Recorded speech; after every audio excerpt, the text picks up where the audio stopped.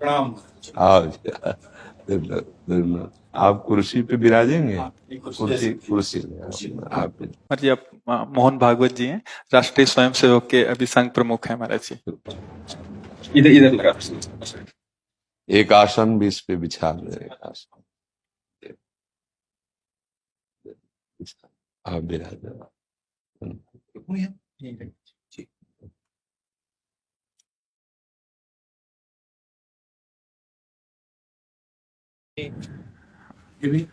हाँ, पहना राधा राधा दे दे। इधर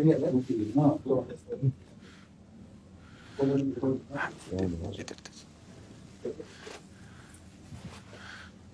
आप विराज। माला ऐसे रहने दीजिए, बैठ हम से अपनी शिव जी को प्रणाम करें। विराज। और किसी को कुर्सी की आवश्यकता हो तो मंगा लें, अगर जमीन में बैठना है। बैठ जाए।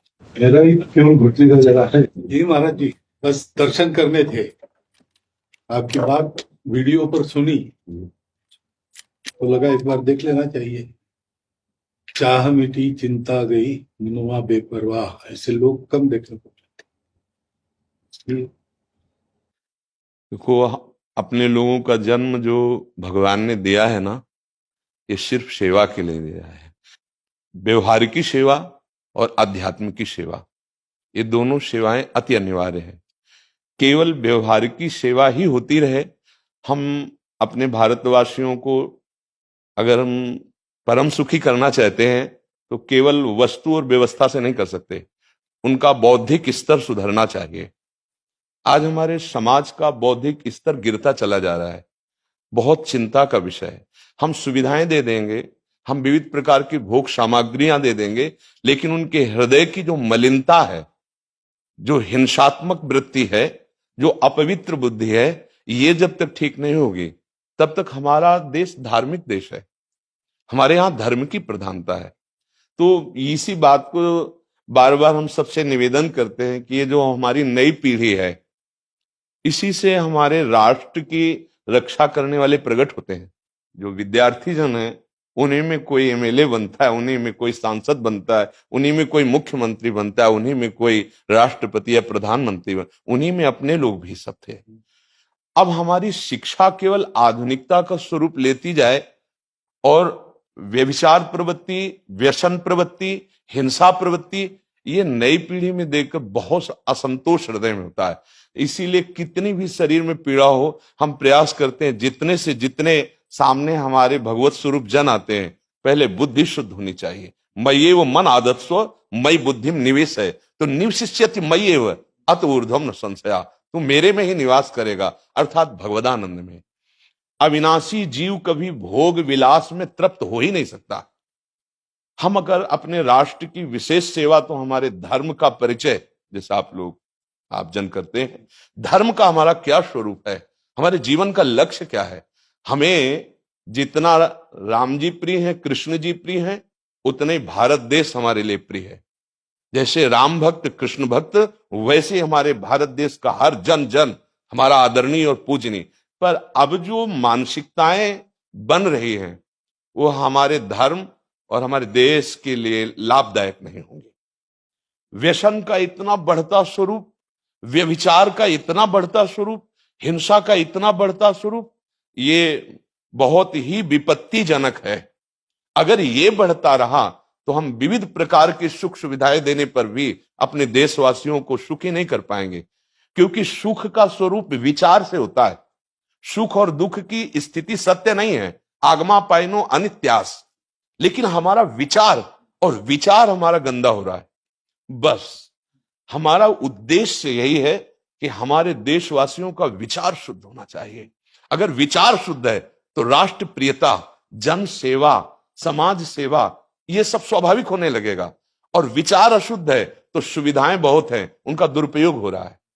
तो बस आप सबसे बड़े बड़े जो उपदेष्टा जन हैं, जो बड़े बड़े धर्म की रक्षा के लिए भगवान ने जिनको भेजा है, उन सबसे यही प्रार्थना है कि सब व्यवस्था करते हुए हमारे देशवासियों की बुद्धि अध्यात्म को समझे। बिना अध्यात्म को समझे दुख सुख की समानता बिना किए परम सुख का अनुभव हो ही नहीं सकता। इस मायाकृत भोग पदार्थों को भगवान ने दुख योनया कहा है। मानो एक बोर्ड लगा दिया, दुखालयम अशाश्वतम। और हम सब यही चाहते हैं कि लौकिक भोगों को भोगने से ही हमारा राष्ट्र सुखी हो जाएगा या हम सुखी हो जाएंगे। नहीं, लौकिक भोगों को पूजन सामग्री बना करके और साध्य सच्चिदानंद प्रभु को रखा जाए तो आनंद की उमंगन हो जाएगी। बहुत सुंदर मानव जीवन का स्वरूप है जिसे देव दुर्लभ कहा गया। दुर्लभो मानुषो देहो। लेकिन क्या दुर्लभता शब्द स्पर्श रूप रस गंध इन्हीं विषय के भोगने की या इन्हीं सुविधाओं के लिए दुर्लभ कहा गया? दुर्लभ है किसी सच्चिदानंद सुख के लिए। और उस सुख को तो हम भूले हुए एकदम बहते हुए शब्द स्पर्श रूप रस गंध के प्रवाह में चले जा रहे हैं और इसी को सौभाग्य समझ रहे हैं कि हमें सुख प्राप्त हो रहा है। नहीं, हम सबसे प्रार्थना करते हैं कि आप अपने धर्म को समझिए। आप अपने स्वा को जहां जहां स्थापित करते चले जा रहे हैं आप उसे गंदा करते चले जा रहे हैं। मदिरा में, हिंसा में, द्यूत कीड़ा में, बेविचार में, इसे दोष नहीं समझा जा रहा आज। और हमारे शास्त्र और हमारा धर्म इसको निषेध करता है। कलयुग की स्थिति बताई गई है। छोटे छोटे बच्चे व्यसन करने में लग गए। आज स्कूली विद्यार्थी जिनको ब्रह्मचर्य से पुष्ट होना चाहिए वो ब्रह्मचर्य नष्ट कर रहे हैं। ये बड़ा चिंता का विषय है। हमारे देश के लिए जो जवान चाहिए, हमारे देश के लिए जो भक्ति चाहिए, उसमें बुद्धि और शरीर बल दोनों होना चाहिए। शरीर बल क्षीण हो रहा है क्योंकि व्यभिचार प्रवृत्ति में बहुत कमजोर अवस्था में, जैसे गेहूं की फसल है और गलेथ में काट ली जाए तो न दाना मिलेगा न सही भूस मिलेगा। ऐसे ही 20 वर्ष की अवस्था तक यदि ब्रह्मचर्य नष्ट कर दिया जाए तो वो गृहस्थ के योग्य में नहीं रह सकता। राष्ट्र सेवा की क्या बात है। हमारे राष्ट्र सेवा के लिए बहुत विशाल हृदय की आवश्यकता है। हमारे शरीर को बहुत स्वस्थ रखने की आवश्यकता है, तभी हम समाज सेवा, राष्ट्र सेवा। तो शरीर और बुद्धि दोनों का स्वस्थ होना बहुत आवश्यक है। तो शरीर को तो नष्ट किया जा रहा है विषय भोगों में। लोग समझने लगे हैं कि मांस खाने से हमारा स्वास्थ्य अच्छा रहेगा, हम बलवान बनेंगे। अध्यात्म बल नहीं तो तेरे शरीर की चर्बी बढ़ा ले, लेकिन तू न काम पर विजय प्राप्त कर सकता, न क्रोध पर, न लोभ पर, न मोह पर, न हिंसा पर। फिर क्या जीवन। तो इसीलिए हमारा बार बार हृदय में सबसे प्रार्थना है, जिस संत भगवान भी आते हैं, ये देखो इस समय आवश्यकता विचार शुद्ध करने की है, आहार शुद्ध करने की है, आचरण शुद्ध करने की है। हमारे देश ने चरित्र की पूजा की है। रावण किसी बात में कम नहीं था। आज भी कोई शिव अगर अभिषेक होता है तो तांडव स्तोत्र उसी का गाया जाता है। जटाटवी गलत ज्वल प्रभा पावित स्थले।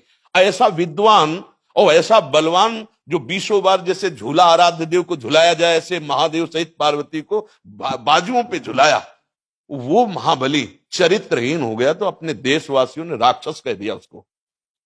चरित्र, आज हम चरित्र पर ध्यान ही नहीं दे रहे।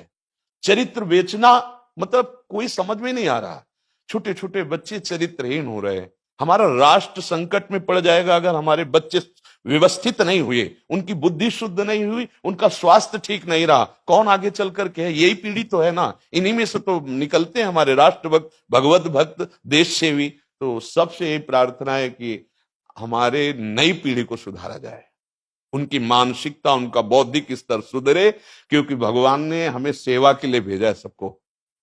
चाहे जितना एकांत गुफा में भजन करे, उसकी भजन की सिद्धि समाज सुधार में लगेगी। अगर समाज सुधार में नहीं हुई तो खास बात नहीं हुई। अपना उद्धार कर लेना कोई खास बात नहीं है। खास बात है अपने जीवन को सत्य और तप में तपा करके समाज को प्रदान कर देना।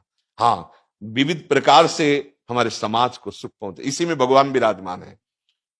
बहुनाम जन्म नाम अंते ज्ञानवान माम प्रपद्यते वासुदेवा स्वरमित सम आत्मा दुर्लभा। भगवान कहते हैं बहुत जन्मों की आराधना के बाद ऐसा विवेक जागृत होता है, ऐसा ज्ञान प्राप्त होता है कि सबके हृदय मंदिर पर भगवान वासुदेव विराजमान है। और यही अगर लक्ष्य बन गया तो संसार की सेवा करते हुए वो भगवान को प्राप्त हो जाएगा। ये संसार है नहीं, ये वासना वासुदेवस्य वासितम भुवनत्रयम् सर्वभूत निवासोस्मि वासुदेव नमोस्तुते।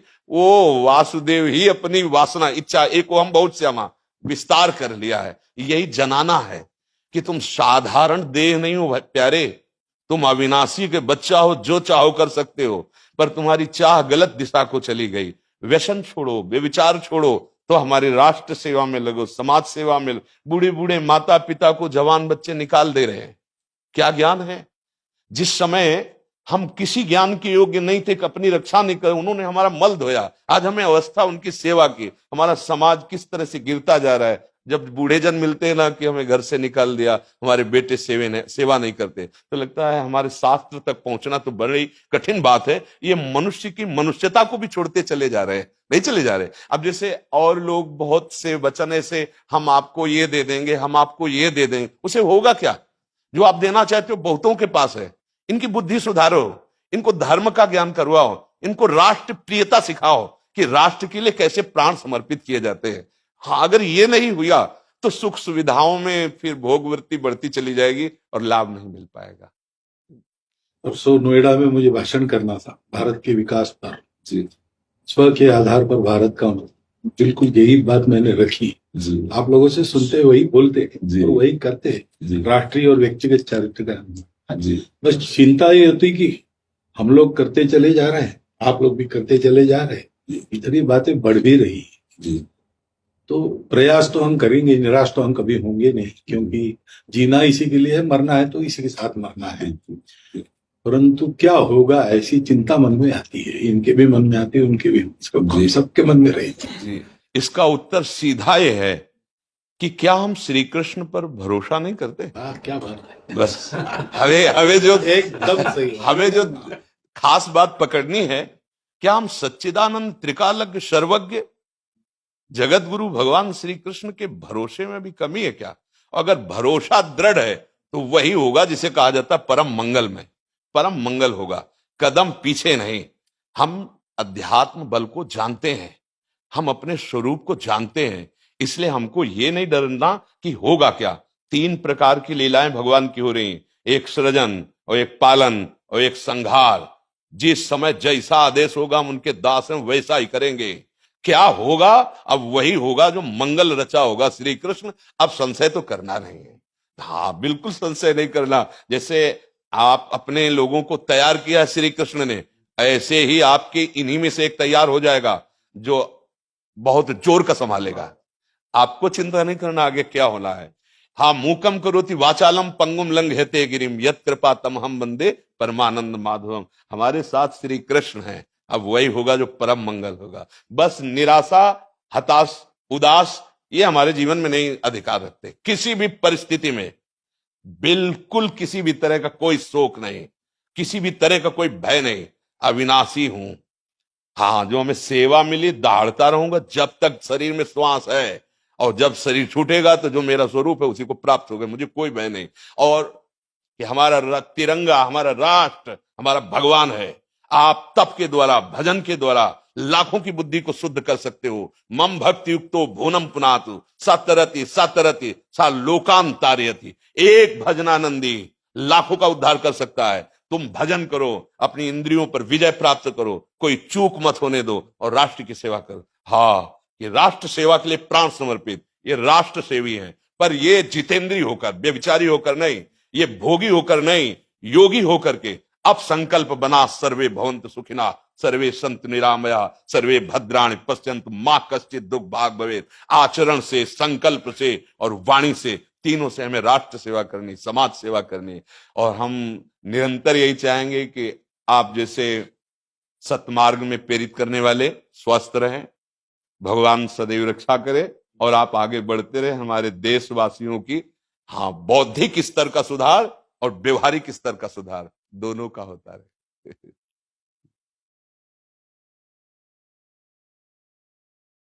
आगे बढ़ो महाराज।